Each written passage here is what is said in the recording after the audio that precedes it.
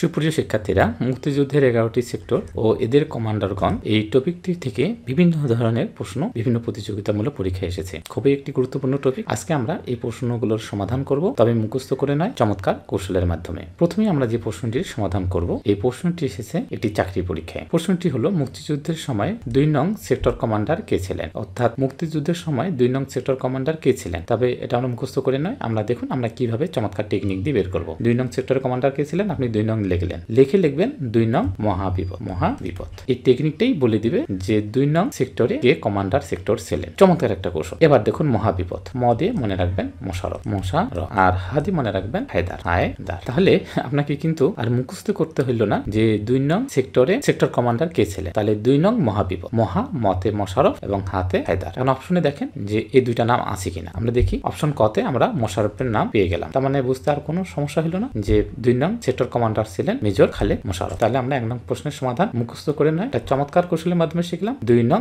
মহাবিপদ, 2 নং সেক্টরে sector commander ছিলেন মতে মোশাররফ, হাতে হায়দার। এবার আসুন আমরা 2 নং প্রশ্নের সমাধান করব। এই প্রশ্নটি এসেছে ঢাকা বিশ্ববিদ্যালয় পরীক্ষায়। সেক্টর নং 3 এর সেক্টর কমান্ডার কে ছিলেন? তাহলে আমাদের প্রশ্ন হচ্ছে সেক্টর নং 3 এর সেক্টর কমান্ডার কে ছিলেন? তাহলে 3 নং। তাহলে আমরা এখানে 3 লিখে ফেললাম, মানে প্রশ্ন যেভাবে আসবে সেভাবে আমরা উত্তরটা বের করব। তাহলে আমরা 3 নং সেক্টর যেহেতু বলছি, আমরা 3 লিখলাম। তারপর লিখবো 3টা স। আমরা জানি বাংলা ব্যাকরণে কয়টা স রয়েছে? 3টা স রয়েছে। একটা হচ্ছে তালিবস্য, একটা হচ্ছে মূর্ধন্য স, একটা হচ্ছে দন্ত্য স। তাহলে প্রশ্ন যেভাবে বলবে সেভাবে আমরা কৌশলটা তৈরি করছি।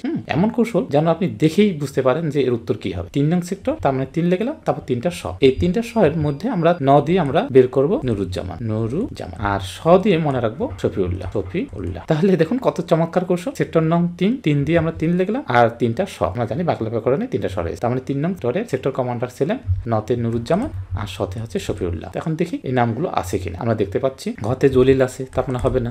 গতে রুকুরুজ্জামান আছে, হবে না। শকত আলী আছে, হবে না। আছে নুরুজ্জামান। তাহলে অপশন কতে উত্তরটি আমরা পেয়ে গেলাম। তাহলে অপশন হচ্ছে ক। তাহলে মুখস্থ করার প্রয়োজন আছে? এই প্রশ্নটি ঢাকা বিশ্ববিদ্যালয়ে এসে দেখুন কত চমৎকার ভাবে আমরা 3টা স এর মাধ্যমে এই প্রশ্নের সমাধান করলাম। আশা করি বুঝতে পেরেছেন। এবার আসুন আমরা 3 নম্বর প্রশ্নের সমাধান করব। প্রশ্নটি হলো, মেজর জি.আর. দত্ত মুক্তিযুদ্ধের কোন সেক্টরের কমান্ডার ছিলেন? চমৎকার একটি প্রশ্ন, এটি চাকরি পরীক্ষায় এসেছে প্রশ্নটি। তো এটা আমরা মুখস্থ করতে চাই না, আমরা চমৎকার কৌশলের মাধ্যমে শিখতে চাই। এটা দেখুন কিভাবে বের করতেছি। মেজর জি.আর. দত্ত, এই দত্ত দিয়ে আমরা এই কৌশলটি বের করব। দত্ত আমরা ইংরেজিতে দত্ত লিখবো, লিখে ফেললাম। দত্ত, দত্তা, ইংরেজিতে দত্তা হয়, আমরা দত্তা লিখে ফেললাম। এবার যদি প্রশ্ন করা হয় দত্তা বানানের যে প্রথম যে লেটারটা ডি, এই ডি কয় নাম্বার লেটার? আমরা লিখে ফেলি এ, বি, সি এবং ডি। দেখতে পাচ্ছি যে ডি হচ্ছে 4 নাম্বার লেটার। তাহলে বুঝতে পেরেছেন কৌশলটা? এখানে কিন্তু কৌশলটা আমরা পেয়ে গেছি। যেহেতু ডি 4 নাম্বার লেটার, তার মানে 4 নাম্বার সেক্টরে দত্ত সেক্টর কমান্ডার ছিলেন। তার মানে কত চমৎকার একটি, শুধু মনে রাখবো দত্ত, দত্ত দিয়ে দত্ত লিখে ফেললাম ইংরেজিতে, আর ডি পাইলাম এখানে। তাহলে ডি হচ্ছে কয় নাম্বার? 4 নাম্বার। এ, বি, সি, ডি যেহেতু 4 নাম্বার, তাহলে 4 নাম্বার সেক্টর কমান্ডার ছিলেন মেজর জি.আর.